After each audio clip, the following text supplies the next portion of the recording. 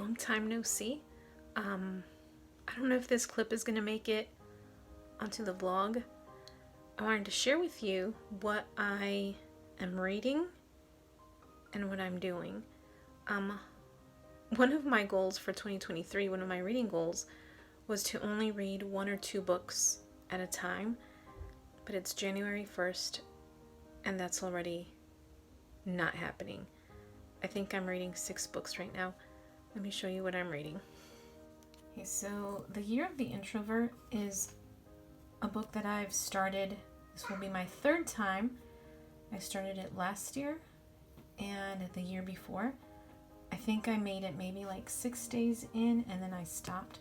If I don't make it past the first month of this book, I think it's, if I remember correctly, it's set up by days. Yeah, months and then days, yeah. Then I'm just gonna DNF it. I just saw on Instagram that Hayley Stewart is doing I guess it's a year-long readathon of Jane Austen's major works, along with her book, Jane Austen's Genius Guide to Life. So I decided I needed to join, since this book is on my TBR for 2023, as is Pride and Prejudice. I wasn't planning on reading any of the other Jane Austen books, but I guess I might. Although I don't like Emma, and Emma is the second book on the list. I may just skip that one. Okay, the companion book of Catholic Days. I've already started this one, but I want to reread the couple of pages that I've already read. The Hobbit, I'm reading for Emma, Bookish Princess, her book club. She's reading this one in January, so I knew I had to join along. I was actually planning to reread the Lord of the Rings trilogy, not The Hobbit, just the three books. But I decided, once I saw that she was doing a read along, I thought I would go ahead and start with The Hobbit. And then Jessica over on Instagram is doing a reading project where she's reading about the wars America has been involved in, the U.S., and she is reading 1776. I don't know if she's decided between this book and another book. There were 2 nonfiction books. Maybe she's going to read them both. But it's a book I wanted to read, so I am going to start it. I don't know if I'm actually going to get through it, but we're going to try. And then I got this one from the library today. It just looked interesting. I think I may try just like 1 poem a day, although I do have this other book, A Poem a Night, a poem for every night of the year compiled, edited by Ali Asiri. I'm actually almost done with it. I've just kind of been reading it randomly, so I should probably stick with this one. And then I'm doing Catechism in a Year, hosted by Father Mike Schmidt. Today was day 1, and I've taken a lot of notes. I think I'm going to take those notes. I'm going to rewrite them because they're really sloppy notes, and I know I misspelled a couple of words. Commission. I realized I don't know how to spell commission. So I'm going to transcribe the notes into this little journal, and then I think I'm going to rewrite them as well on post-it notes. So yeah, that's what I've been doing.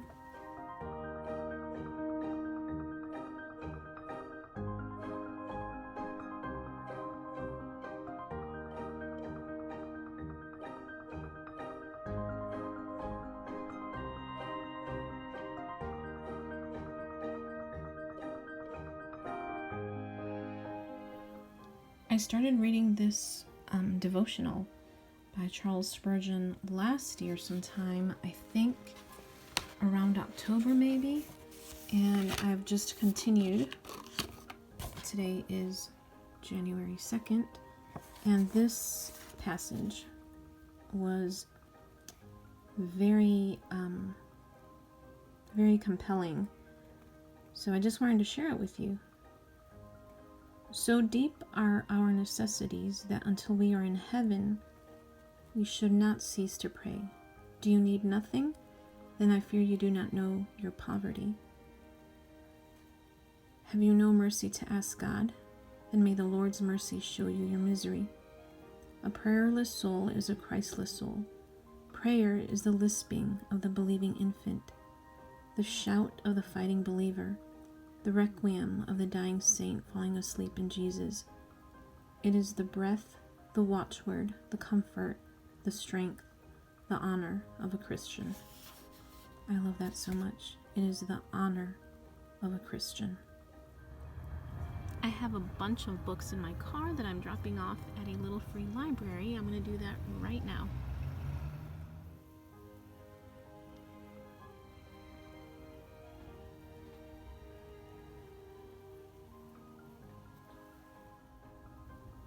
Today is January 6th, and I am making this Gift of the Magi bread. We usually make this for Christmas, but I thought it was appropriate for Epiphany.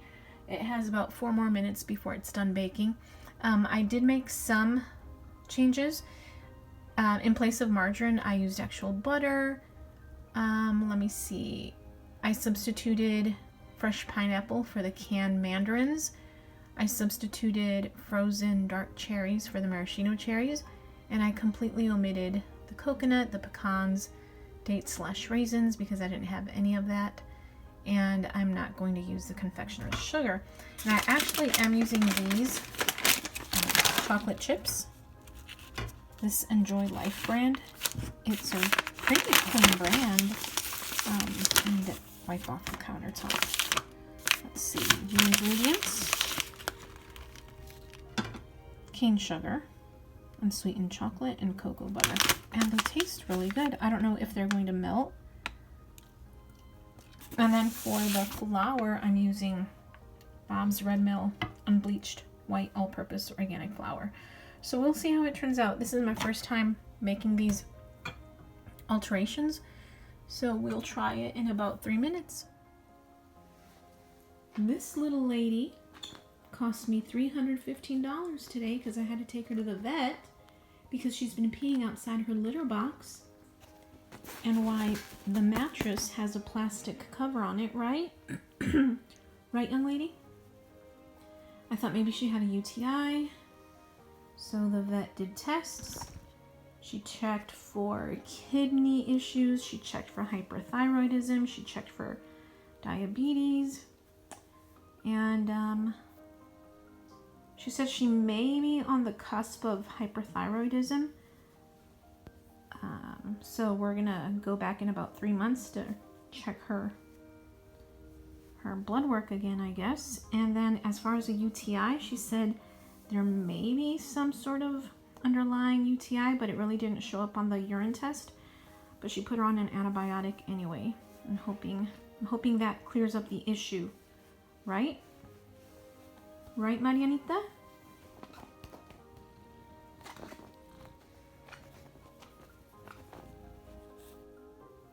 It has been months since I've eaten liver because it is so difficult to find grass-fed beef liver at farmers markets in Texas. You wouldn't think it would be this hard, but I've finally found some. I'm gonna go ahead and chop it up into little pieces, stick it in the freezer so that I have some to eat every day. Apologies in advance for the blood, but this is what I do. I chop up my liver into tiny-ish bite-sized pieces, and then I freeze it, and then I take out, I try to eat 2 tablespoons a day, so that's what I do. We're doing an unboxing. I wasn't expecting anything, but apparently I ordered a couple of things from Amazon. Let's see if we can open this. One's a book for sure. I'm not sure what this is. I'm not going to be able to do it one-handed. Give me a minute. Okay, so this first thing is these drops, these trace mineral drops. They have, let's see, magnesium, chloride, sodium, potassium, sulfate, lithium, boron. I'm adding these to filtered water. So excited to try that. Okay, this next one is definitely a book. Let me cut the envelope open and then I'll read it. Oh my goodness. I cut it open, but I didn't open it far enough down. Okay, let's see if we can do this like this. Come on.